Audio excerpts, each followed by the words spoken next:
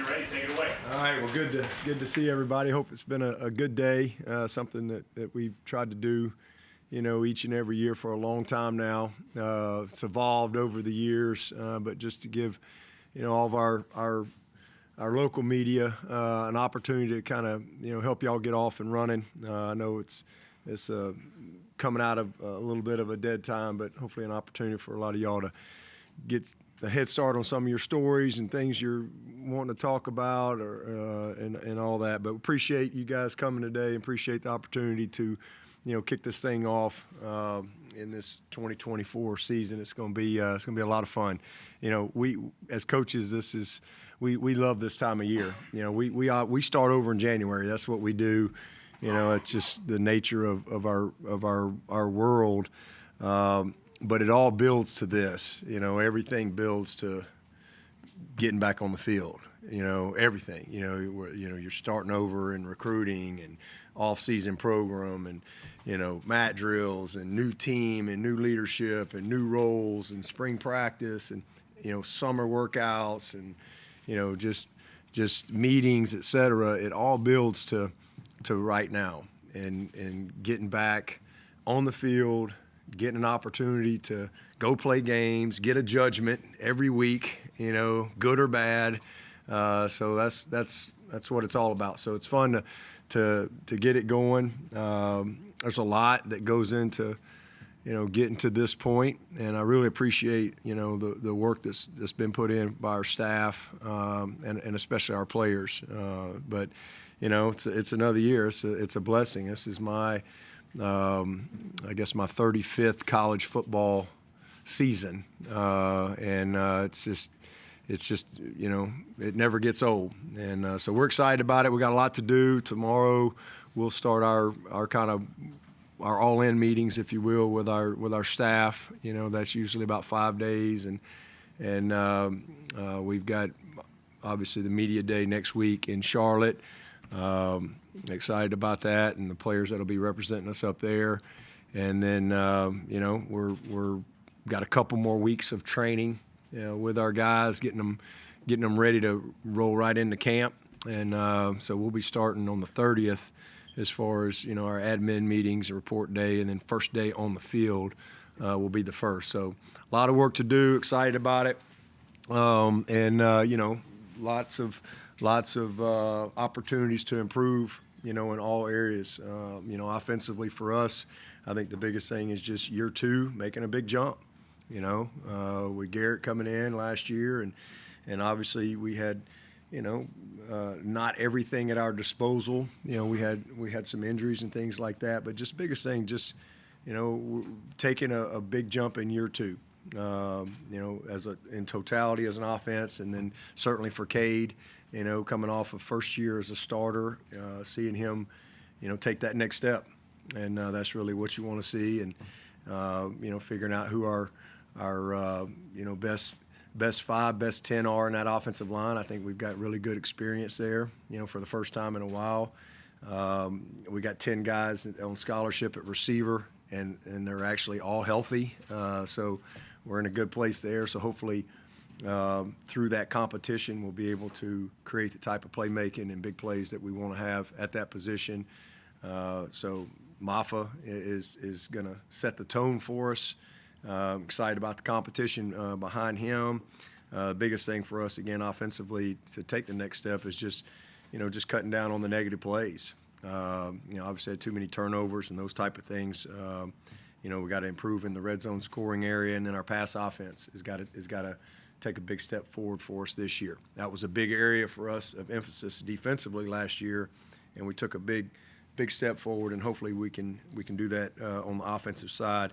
And I think health and availability and depth at our skill position will be a big part of that. So excited about the competition at running back too, outside of Mafah. I think we all know, what we have there, but I think it's going to be a lot of fun. We got a very competitive group behind him, and kind of seeing how all that sorts out will be a lot of fun. Then defensively, just consistency. We're coming off a top 10 finish last year in defense. Let's put back-to-back years, and let's create the type of consistency that we want. Got to improve in the red zone there as well. We didn't give up. Not many people got to the red zone a lot, but when we did, we gave up too many touchdowns in that area. That's been a big emphasis for us in the offseason here, figuring out our best 4, our best 8 in that defensive line and how to best use our bodies. We got a lot of big, strong, athletic bodies there and how to use those. And I'd say the same thing on the back end.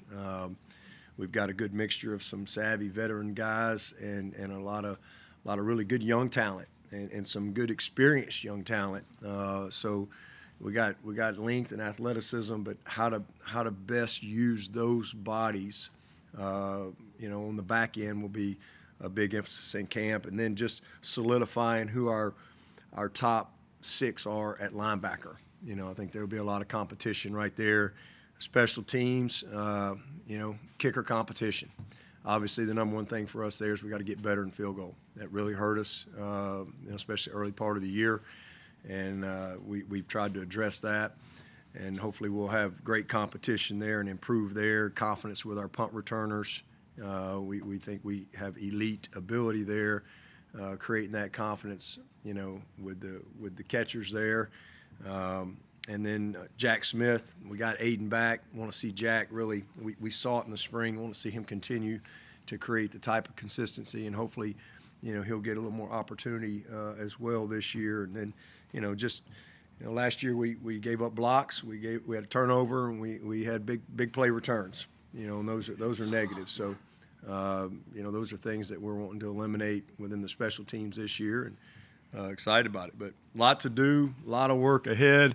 Again, this is my favorite time of year because you get a chance to really create routine and structure, and you get a chance to get back on the field with your players. And so, just ready to get it going. And hopefully today's been a helpful day for y'all to get y'all's work off and running too. Lead us off. Coach, as far as the spring game went, you always take quarterback stats with a grain of salt, and not too many were excited about Cade's stats, but I thought he did show that he showed signs of that maturity that you talked about, that learning curve, making the smart plays. He had a great spring. He really did, and we don't put a lot on the spring game, good or bad. It's just one of 15 days, and it's really the one day where you kind of everything is diluted, but we evaluate him on what we've seen, each and every day, and even this summer, part of it. He's in our eyes has taken the next step that we need to see to this point. Now it's got to go happen on the field, and that's what you want to see, and that's what it's all about. I just think that he's a first-year starter, and we're just so quick to just, crucify people, if you will, if they're not some Johnny All-American the first time they step on the field. And if that was the standard, for especially at quarterback, there's some of the best quarterbacks that have played college football and even in the NFL would have never happened, right? Guys get better, and it's a developmental game. If you're made of the right stuff, and you have the talent, you got to have the talent. But if you got the talent, you're made of the right stuff, the right type of character, football character, work ethic, will to improve, then you're going to get better. And he's got all that. And so we expect him to take another big step for us, and he's really not that far. The biggest thing is just to physically mature, continue to do that. I don't know if y'all saw him today, but he looks great. He's really just in a, as you should, as you go. I was telling Eric McLean that today. I was doing a podcast with him. He was not a very good first-year starter.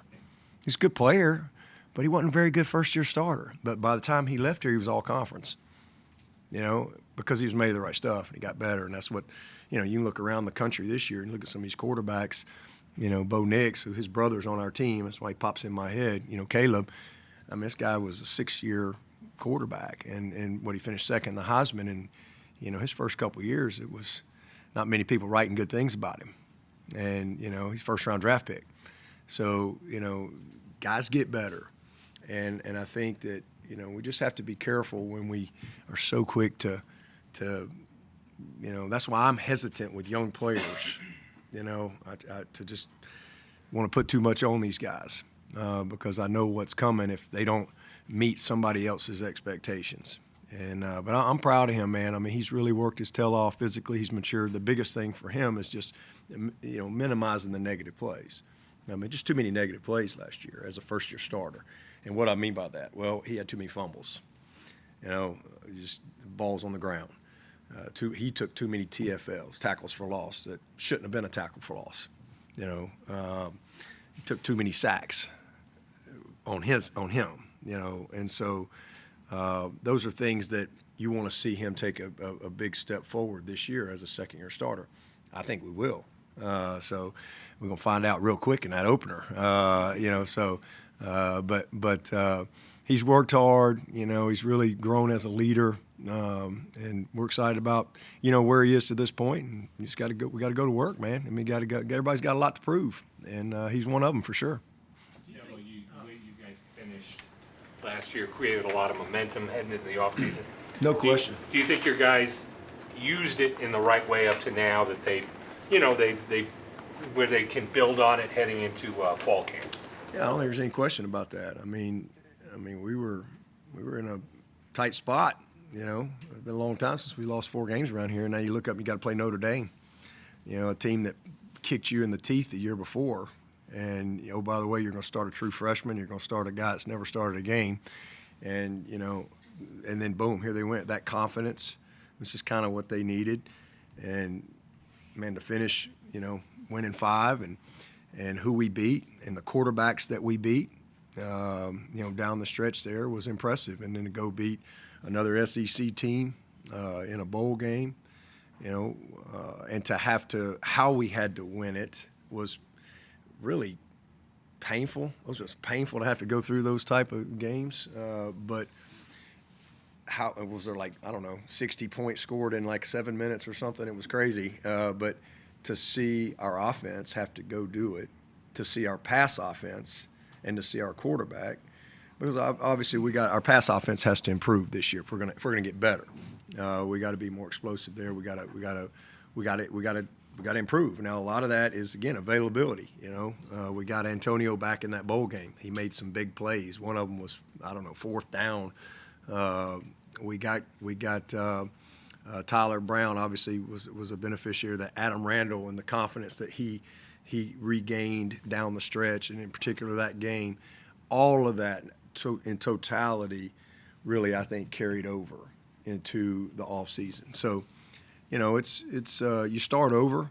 You don't get to carry any big plays or touchdowns over, but certainly the momentum I think put some good wind in their sails as they went into the off season and then started to evaluate themselves from last year and what they all got to do to get better.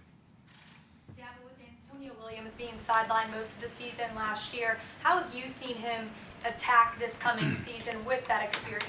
He's been relentless.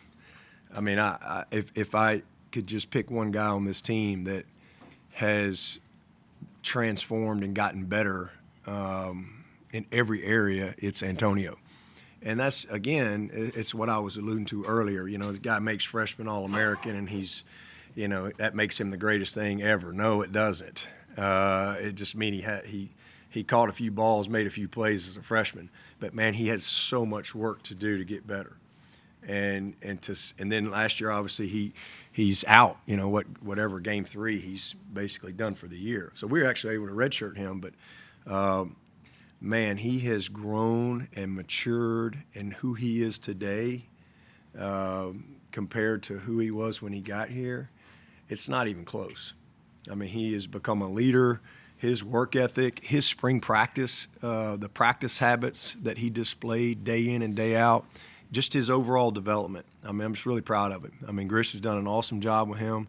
He's Grish's first recruiting class, if you will, was Adam and Antonio and Cole. That was his first recruiting group, and then and all those guys, are on their way in different areas, and we think are poised to, all 3 of them, to really, really help this football team. And then we followed that up last year with, Tyler and those guys. So I'm really proud of Antonio. He's kind of setting the tone for us in that room in this off season. He and Adam both. Coach, you talk about the negative plays, and you've been coaching like 35 years, I'm sure you don't do anything much differently in practice. I mean, how do you solve that issue? Well, I mean, just in totality or just the quarterback? Which one are you talking about? Well, I mean, the biggest thing is, from a team standpoint, an offensive standpoint, I don't know, we were 100 and something in fumbles lost, and if we're 50th, we're probably 11-1 last year. That's just the reality of it. But that's how small the margin is, in the game of football. We've got to win the close games. I think we lead the nation in close games since 2011, 8 points or less, and there's a bunch of them. And I think we lead by a good margin. I think we're almost 78% or so. And I don't think anybody else is in the set. I think next closest is maybe 60-something%. Those are hard games to win. But in the last 3 years, we haven't done a great job in those close games. One play, and you got different narratives and different comments and things like that. Not much has changed. So sometimes you just got to have a little good fortune. And we've had a bunch of it around here. Oftentimes we discount the impact of just a little luck. Sometimes you just have a little luck go your way, and sometimes it doesn't go your way. That ball hits the goal post with Whitesy, and it just went that way. Kayvon Wallace punches that ball out at Texas A&M. Guys going in to score, and instead of the ball going just behind the pylon, it just goes in front of the pylon. So it's a touchback. We got the ball as opposed to they got the ball on the one. Sometimes you just we've had a ton of good fortune and with health and guys being able to you go back to 2018, we pretty much had 5 D linemen and everybody else was pups, and they stayed healthy all year.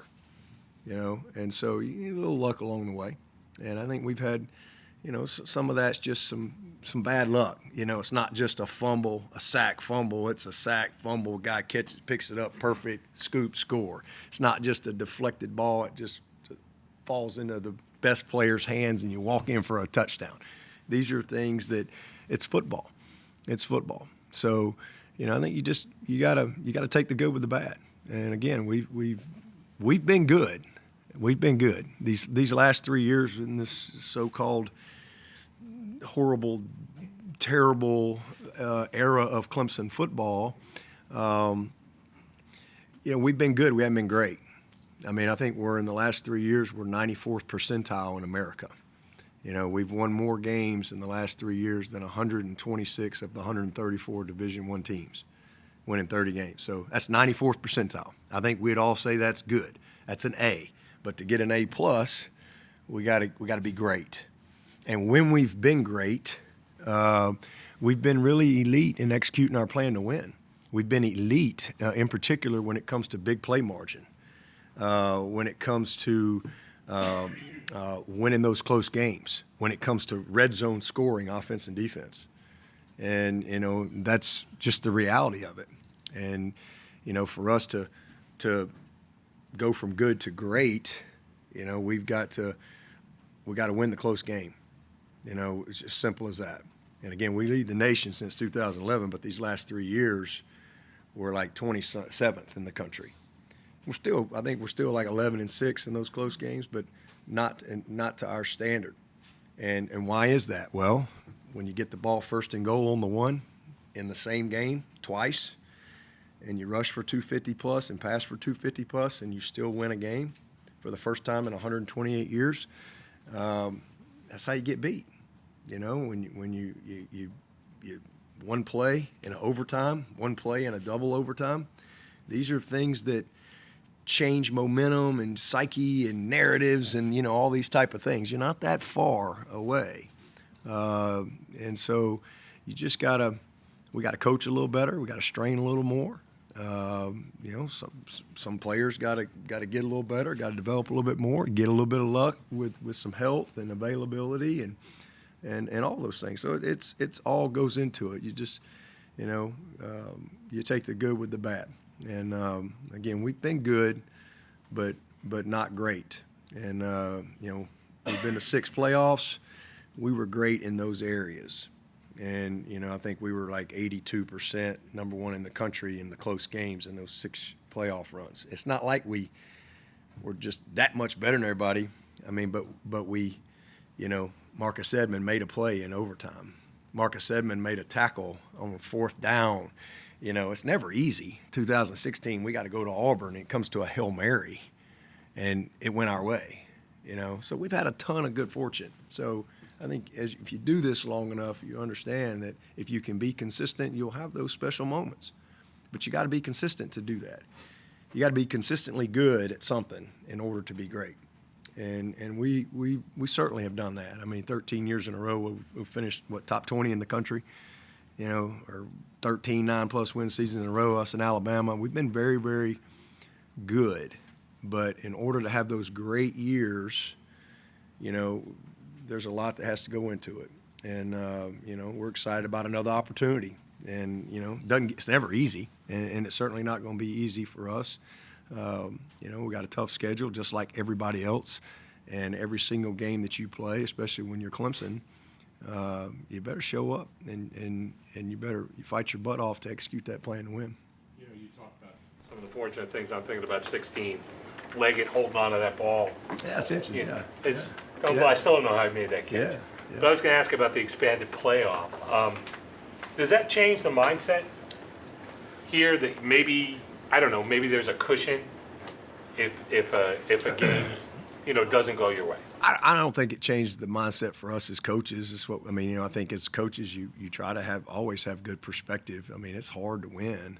Maybe it changes the perspective for the fan base or something. And you know, I mean, you know, and we get away from if you lose a game, the world is over, and you know, fire every player and every coach, and you know that you see in all over college football. It's really hard to win. You see that it's more of I think an NFL mindset.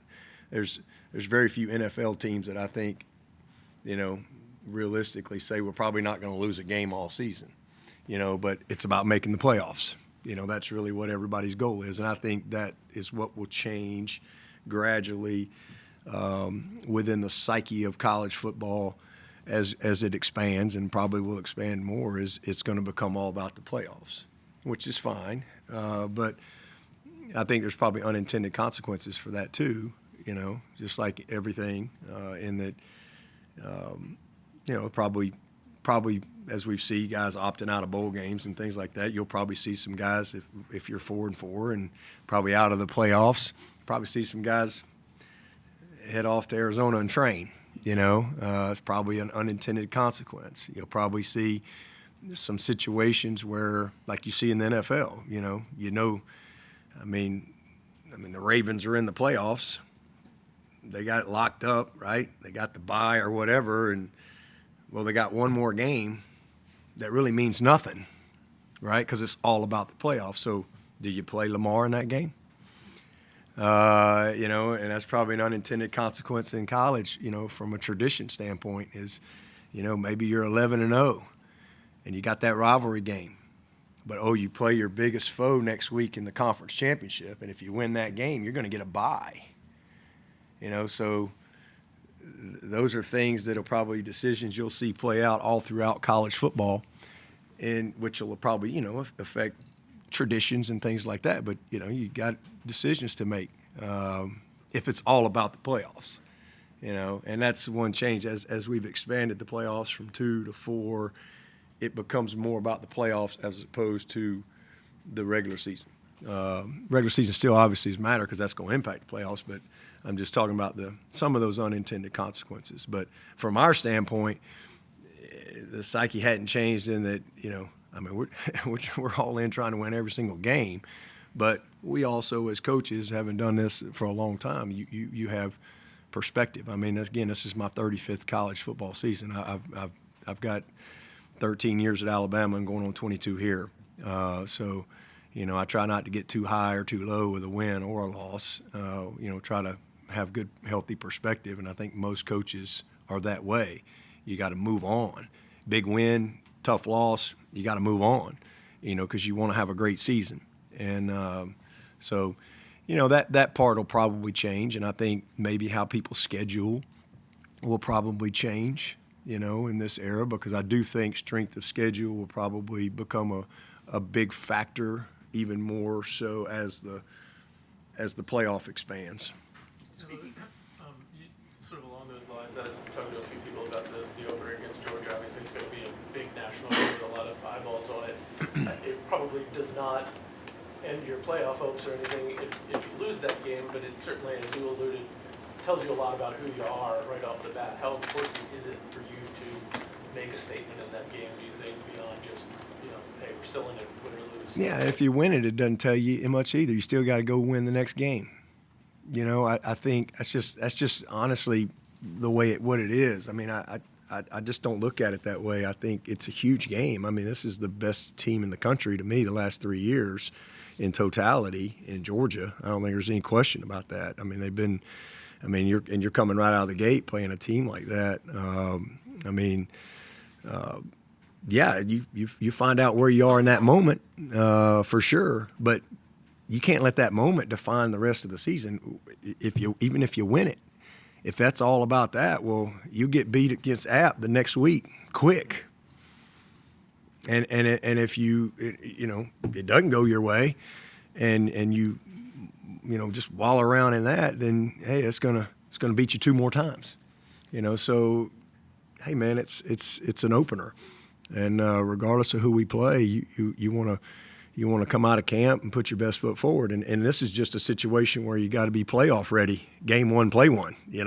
So it is what it is, but it's exciting. Yeah, it's a great opportunity for both teams. This is big time football right out of the gate with two really, really good programs, and again, a team that I think has in totality been clearly the best football program in the country the last 3 years. One other thing, sort of piggyback on that, you talked about the strength of schedule, maybe potentially coming into even a bigger part of the conversation. I am certain that there will be a point in the future where SEC or Big Ten is arguing, hey, our 9-3 is better than your 10-2 or something along those lines. How do you weigh strength of schedule versus in your games? Well, I don't. We've always played a tough schedule here. We've kind of had that. All the way, you can go all the way back forever with us. We've been pretty much a 10 power. What are we now? We've been a Power 5 deal ever since I got this job. It was something that I really pushed for, and it's different. It was different then than it is now. At the time, my push on that with Terry Don was the only way I can really build this program and teach and change some narratives, if you will, was we need to go play people, and let's play anybody. And so we've done that. And if you check our record against, the best of the best, we've been pretty good.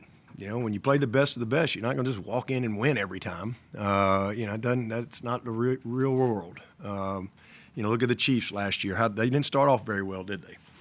But nobody, what's wrong with the Chiefs? Well, they went on to win the Super Bowl.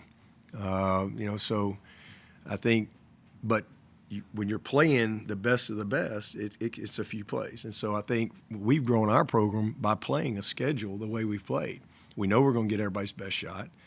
We wanted to get to, we'd never been to a championship game. We went my very first year in 2009. We didn't win the game, but, we got exposed to that.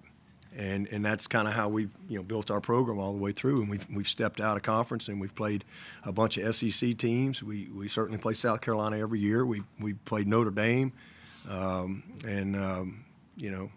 being able to play a team like Georgia, I think is another opportunity, for that. But the now in today's world, that will matter for sure. When whatever the committee looks like 2 years from now, 3 years from now, 4 years from now, just like you see in basketball, right? You see some teams that maybe have great records, but versus some teams that maybe don't have as good a record, but they give more weight to this team because, they lost to this team. And, okay, you beat this team.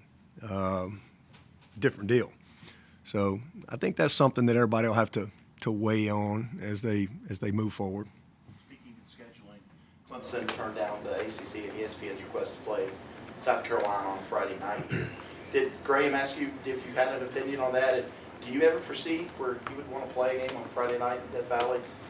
Yeah, he did ask my opinion on that, and I was against it, for several reasons. I said we'll do it. I'm happy to go do it in Columbia, if that's what they want to do. But I was against it because I don't think it's what's best for Clemson. I think sometimes we forget to do what's best for Clemson. And I think it's not what's best for this town. It's not what's best for this community. This is not some big city, The people in this town, they make their hay off of those Saturdays. And I think our students, for them, coming back here, because they're off, and for them being able to come back on Friday after Thanksgiving with their family and be able to be here and create the type of atmosphere that we want, that's kind of, and again, I've been here going on 22 years, so that's my perspective, and what's best for our students, what's best for this town, what's best for our fans, and what's best for recruiting. Because now that's usually a big official visit weekend for us, and a big recruiting weekend. And now you're trying to get recruits here to leave their homes on Thanksgiving. That's hard to do. And some of them are playing, on Fridays. And so that was my thoughts on it. I didn't, just my opinion. And Graham, I'm thankful that he supported that. And I'm glad it is where it is. But if they want us to go down there and play on Friday night next year, we'll do it. But these Saturdays in the Valley are special, and they mean a lot to the fan base here. And again, if it was a normal week and we're in school and things like that, maybe it could have been a little bit of a different conversation. But that wasn't something that I was for. Coach, you're talking about this being your 35th season in the game.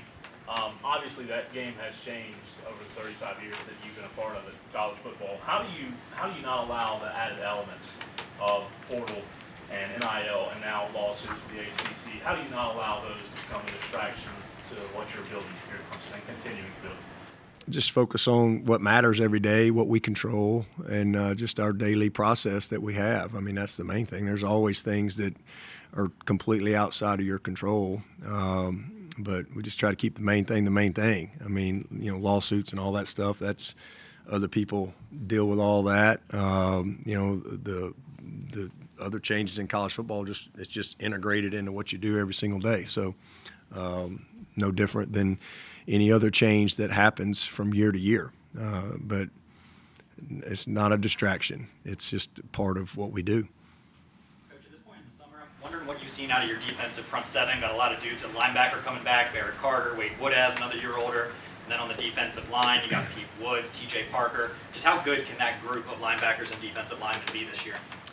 Well, we're going to find out. I mean, we got a lot of guys on that side of the ball that's got a little bit on their resume. But, it's to be determined. I think they got a lot to prove. I mean, we had 2 freshman All-Americans last year in TJ and Peter. But, can they go build on that? That neither one of them were elite last year. They have the ability to be great players, but they got to take another step this year.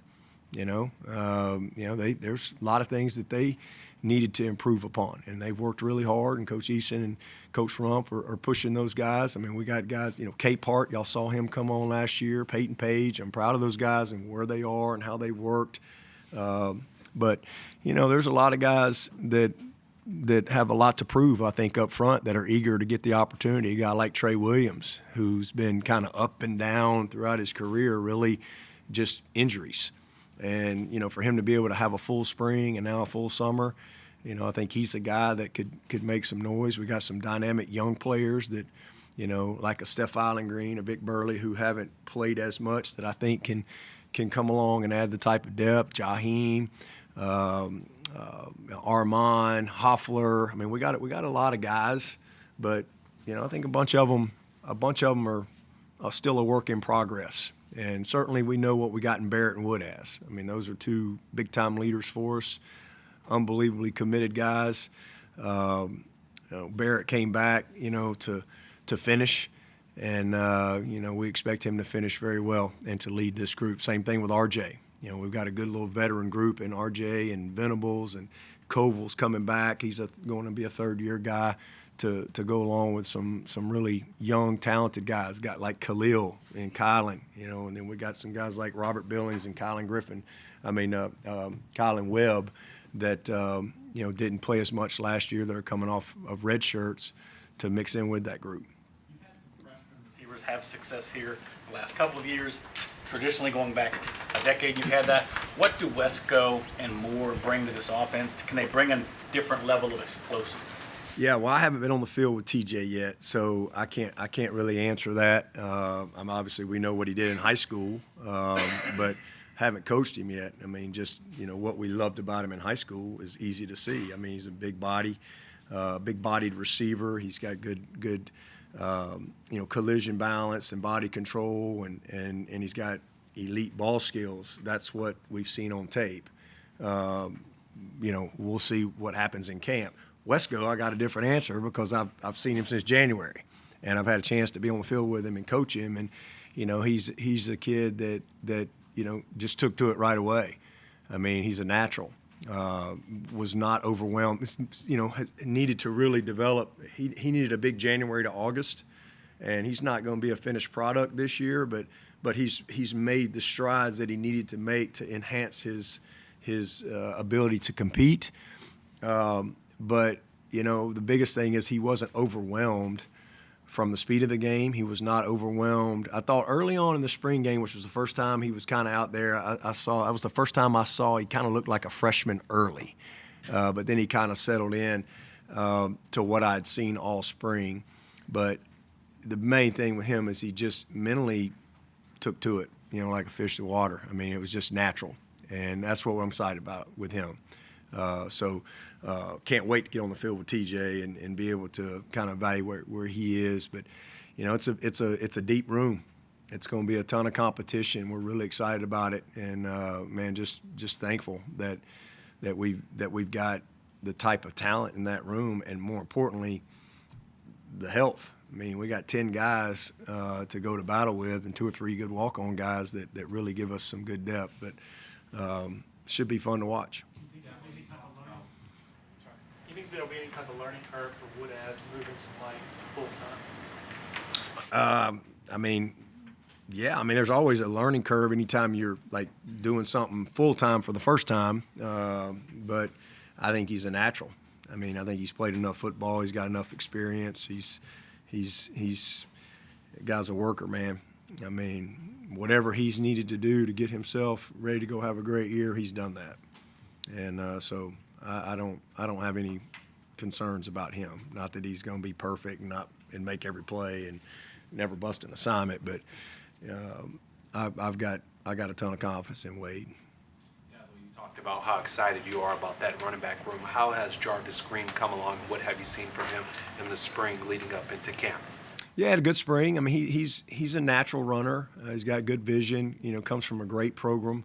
It was well coached in high school. He really understands, our schemes and how to run the football. I mean, he's good in the passing game. I think the biggest surprise to me was how he picked things up in the protection. So just he's a guy that just need to see more of. Need to see more scrimmage reps. I think. Get into some game situation because he didn't get a lot of opportunity last year. So a lot of competition this spring. I thought he took advantage of it. Easy E coming in, a lot to learn. Game was kind of fast for him this spring. Big body, really fast, explosive kid. Hopefully I'll see a little more confidence in him when we get on the field. Jay Haynes, he's like. We've seen flashes of him, but every time we've gotten excited about him, he's been unavailable. He was literally getting ready to play last year and pull a hamstring, and then later part of the year we were bringing him back. So, I'm cautious about him, I'm excited because I know what we've seen, but we just need to have him available. And if he is, I think he can compete. And then you throw in, Hammerhead. I mean, Keith's kind of his own deal. I mean, he's different from everybody when it comes to his style of play, and he definitely can help our football team. But Jarvis and Easy E and Jay, I think that'll be a great battle. But Jarvis he's just a natural, instinctive football player, knows how to play the game, knows how to use what he has. He's not as big as you'd like, but he plays big. He's not as fast as maybe you'd like, but he plays fast. He's just a really, really good football player. You haven't had a running back average more than 15 carries a game, I think, since 2015. Do you anticipate Mafah sort of being in more of that Wayne Gallman type of role, or do you see one of those guys, or maybe multiple of those guys you just mentioned, getting a pretty hefty share of the? I would say certainly early part of the year, I would expect that. I think it'll all start with Mafah. I mean, it's been a while since we've had, that type of separation. Not necessarily from talent, but just everything else. Experience, knowledge. Really just totality of understanding and ownership of what you're doing. So I would definitely think, at least early part of the year, you're going to see, us probably hopefully hit more than that with Mafah. But, we'll see. We'll see how it all plays out. Coach Phil this morning was actually likening Phil's experience, his journey to his own, sharing the ball with James Davis for years, and then his last season he was the alpha guy. How do you see Phil kind of taking to that role of being the alpha? Yeah, same thing. Phil had a decision to make. He certainly could have gotten drafted and gone pro. But I think he came back, for that. I mean, he really wants to be the guy. And man, he has asserted himself that way. It's been fun to watch him because, as y'all know, Phil's kind of a quiet kid. It's been fun to watch him kind of find his voice, with this team. I would say the same thing about Phil that I said about Barrett. I mean, he came back here to finish, and he's been relentless toward that pursuit ever since. And he's done a great job, leading his room. He knows that we got some talented guys, but they're just not where he is, from a experience standpoint. And so he's done a great job of really, I think, shortening the learning curve for those guys and really bringing those guys along, getting them ready, helping create confidence in them. We were smart with his reps this spring, just simply because we wanted to force the issue with those other guys. And obviously we didn't have Jay out there, so he'll be in the mix come fall camp. But I'm proud of Mafah.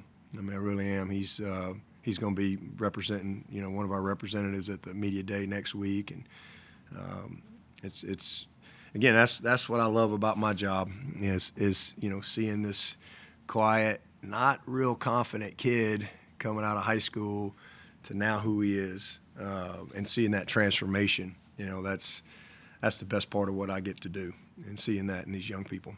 You mentioned place kicking early on, and just wondering how Robert's kind of responded to his situation from early last year, how he's bounced back, or whether you have a guy stashed on a beach somewhere with eligibility. No, not that I know of, but he's handled it well. I mean, it was a tough year for him, and just had a great spring, great summer, great fall camp, and just had some failure early, and it wasn't good, and so I didn't really know what to expect this spring and how he was going to really fully respond and compete especially with Nolan getting here, who's very talented. And I thought Robert, he was one of the bright spots this spring. He really competed. I mean, they both kind of were. I mean, they're basically finished neck and neck coming out of spring. So more to come. But I think the biggest thing with Robert is, again, he's done it. But how will he take that to game day? That's the next step for him, is winning the job like he did last year, but then taking it to game day. And so, we've seen that before. We had a guy named Cat and Zero around here who, we couldn't fire quick enough, right? I mean, it was not good his freshman year. I mean, it was painful, all right? Those of you who were around here in was that 10? Yeah, we lost 5 games by 6 points or less, and it was like every game came down to a kick. That guy left here as the leading scorer in the history of the school and made some of the biggest kicks we've ever seen. And so, but that was the next step for him. We went and signed a kicker. Catanzaro still won the job, and he took it to game day, and he went from there on and on and on, all the way into the NFL. To be determined. But what he did this spring demonstrated, his competitiveness and his will to, get back on the horse and go. Is this as healthy as you guys have been entering fall camp the past year or two? We got a couple more weeks to go, but we're really right now in a good spot. And only guy I think won't be in camp, Miles, towards ACL again, last year. So he's one that will be in camp but not participating. He'll just be in the treatment protocol. He's the main one right now. I think a couple of guys are right there on the fringe, but we anticipate being in camp. So we're in a pretty good spot right now. Hopefully we can stay that way. What's your reaction to seeing that the Panthers are going to come down here and do their fan fest? That's great, man. I think that's awesome. I mean, I was excited to hear that, and kind of a cool, I guess, tip of the cap to kind of where they, I guess, started out there. I was at Alabama. I remember when that was going on because I was at Alabama when they were doing that here, and so pretty cool. And I guess Mike Reed was a part of that, playing here in the Valley as well. Will that change anything logistically? No, not really. No, it's just kind of it's kind of all built into our itinerary and our schedule. Doesn't really impact us at all. Coach, can you speak on the accountable coaches restriction that was lifted from the NCAA, how it impacts guys on your staff, Yeah. like a guy like Lorenzo Ward you just brought in? It's one of the best changes that they've made. I mean, honestly, I'm one of those. It's one of those rules that either couldn't or wouldn't enforce consistently. And so, when you got stuff like that, you just need to change it. And I'm really glad that they did. We thought it was going to change last year.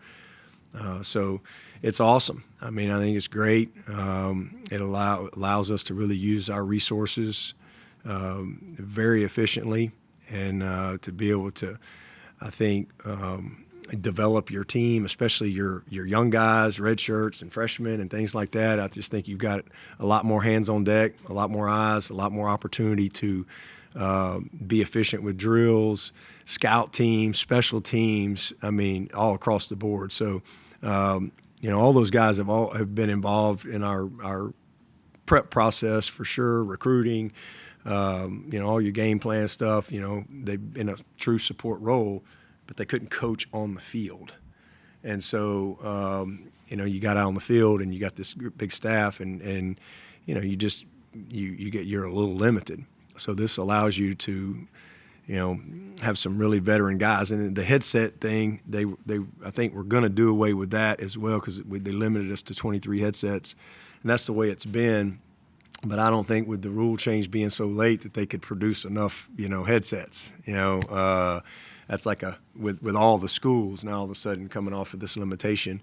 And but they did away with all the rules. There was all these rules about who could be on a headset, who could talk, all this stuff. So I think it's a great change. I really do. I'm excited about it, as far as who you can put in the box, who can actually be on a headset, but just the ability to coach, So, again, the impact of what you can do to be really, really even more efficient in your time allotted for practice, it's awesome. I mean, it's great, so a lot of eyes. I would say the intensity will ramp up quite a bit with the amount of guys that will be able to coach. So we've kind of assigned everybody to a position. Everybody will be an assistant something. D-Mac's he's going to handle the nickels. He'll coach the nickels. everybody else will be an assistant something. You know, Nolan Turner will be our assistant safety coach, for example. Daquan will be our assistant DN coach. You know, so everybody's been assigned accordingly that way. Coach, this time last year, you were talking about the safari that you went on and the back here. You were talking about last year at the media days, the safari you went on and the impact that it had on you, looking out over the stars. Was there any summer activity that you had this year that had a similar impact, or what sticks out from your summer activities? Ah, great question.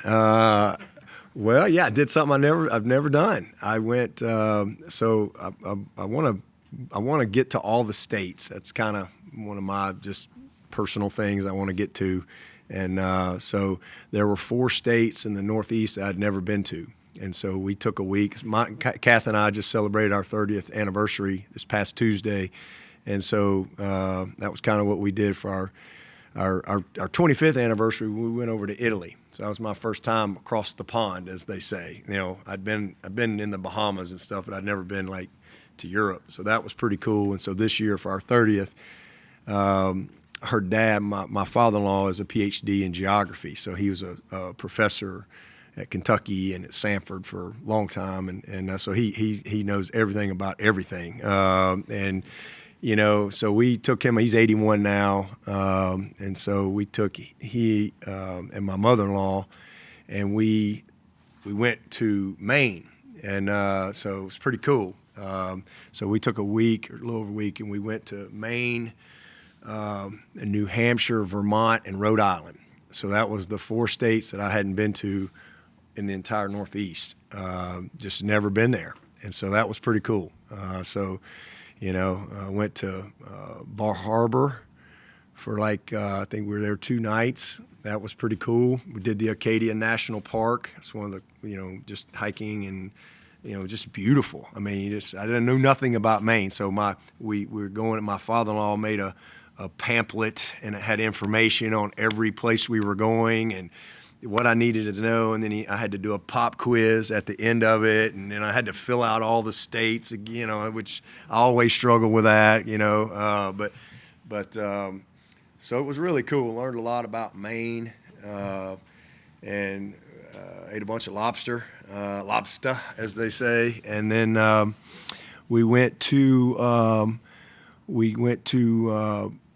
Kennebunkport. That was pretty cool. Went to Burlington, Vermont. Beautiful area. Lake Champlain.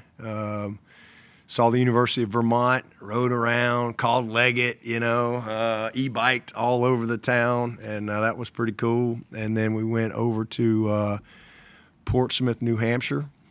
That was really neat. Kind of had like a Venice, Charleston type of feel to me. You know, just old and on the water. And then I really liked Newport, Rhode Island. That was amazing. I knew nothing about any of these places, so I learned a lot, and got to just see some beautiful terrain. You know, we forget how beautiful this country is. You know, I mean, that was the one thing. We went over to Italy on our 25th. I was blown. I was like, wow, this is amazing. But there's so much in this country I haven't seen. So anyway, I think I'm down to like 7 states. I got Nebraska. I thought I was going to get to go there this year for Omaha, but I got Nebraska, Idaho, Iowa, North Dakota, South Dakota, Montana, Wyoming, and Alaska. I think that's 7. So I'll get there one of these days. I just went to Alaska this summer. Was it awesome? Yes, make some time for it. Yeah, I'd like to do that. I think that'd be cool. Might do like one of them Royal Caribbean cruises or something to do it. Don't they have like big cruise boats or something? We did a week on a cruise boat and then a week kind of on land, train and car. Yeah. Awesome. Yeah, I'd like to do that. It'd be cool. I want to go when it's warm, though. I don't think I'm going to go in January. In the not too distant future, you'll probably get to go to the Bay Area when you have to play Cal or Stanford out there now. Yeah, I've been there. You've been there. Yeah, I've been there. I mean, what's that like? You know, you're part of a conference now that, you know, it's expanded. Oh, yeah. Yeah. I mean, listen, I don't even pay attention much anymore. I just know we're playing Georgia, August 31st. I mean, it's, you know, just wait till next week and something else will change. There's been so much change in college football. it's, you know, like I said, you just focus on what impacts you, what you got to do each day. So, you know, as I've said many times, I think 3 or 4 years from now, it's probably a different conversation. But it's where we are today. How was Dabo Swinney's EA 25 skill play? Yeah, man, sleeping on me a little bit. Ross sent me a tweet last night. Had my speed on there. They must have my going down the hill speed. Appreciate the love they gave me on that. I sent that to all my teammates. I sent that to Antonio Langham. Like, yeah, man, just saying. So had a little fun with that. Yeah, that's pretty cool. That was pretty cool. That I know that's a big deal that coming out, and everybody's excited about it. And good to see that 92 team still getting a little love. In the past, you've kind of had a word going into the season that describes the team. Have you come up with anything yet, even though fall camp hasn't started and you haven't really got a chance to be out on the field with the team since spring, or is that a wait and see mode with fall camp? Yeah, no, I do. Not that I would share it here. That's kind of what that's what I'll share with the team. It's part of what I'll share with the team when we get going with them on the 30th. But it's always something that you know relates to you know where we are and you know what we got to do. You know. So moving forward, but it's definitely something that's put a lot of thought into. I got notes for notes in my phone. You know, just always thinking, always you know, getting ready. And but can't wait to get started tomorrow morning with our staff. We got a big 5 days coming up, and a great opportunity for us to you know really reinstall our program and you know get ready to roll so that we can serve these players the way we need to. It's been your assessment of the 25 class coming together so far, and a few years into NIL era now, do you feel like there's a really clear divide between the type of players you guys are going to go after and get, and maybe those that you won't, given what you will and won't do in the recruiting process? Yeah. Well, first of all, our class is awesome. I mean, you know, different this year in that most of our guys were committed. Most of our guys last year committed after our visit. Most of the guys this year were committed going into the visit. So a little different. We're not going to sign. It's not a big class. We don't have a lot of. I mean, you can do the math. Y'all are all smart. Y'all can count the scholarships. We don't have a lot of spots. We don't have many spots. And so you know we you know exactly what we're looking for. But we're super excited about our class. And you know there's some big time. I can't talk about them personally, but we've been able to get, you know, the guys that we don't offer many guys, first of all. So if we get one of the guys that we've offered, we obviously think pretty highly of them. And so we're really excited about where the class is. And as far as the NIL stuff, I mean, it's been great for us. I mean, it's really been a blessing for our guys. You know, I'm very appreciative of all the people who've, you know, donated to the 110 Society so that our guys can take advantage of opportunities in that space and hopefully they'll continue to do that. So it's been great for us. You know, from a recruiting standpoint, you know, it's also been good for us. I mean, sometimes I think people think just because a guy doesn't come to Clemson, it's because of NIL, and that's not the case. I mean, that is the case in sometimes for sure, but that's not always the case. Sometimes, you know, there's other great programs, there's other great coaches and people, and sometimes kids just, you know, it's a better fit for them somewhere else. That's just part of recruiting. You know, that's why I don't really ever get caught up in who we don't get. I mean, I think that's you know, the key is to focus on the ones you do get, and that's what we've been able to do around here a long time. But again, as far as our recruiting, if NIL is the factor, we're probably not going to get them. You know, just simple as that. If it's a factor, hey, we got as good a shot as anybody. You know, so that's just kind of, you know, the world that we live in, and you know, we're in a really good place. We got a great roster. We really like our roster. You don't see many kids leaving here. There's not many guys packing up and leaving Clemson. Don't think that people ain't trying. You know, I think people ain't try to come get Peter Woods or T.J. Parker or some of these guys. You best believe it, but they're all here.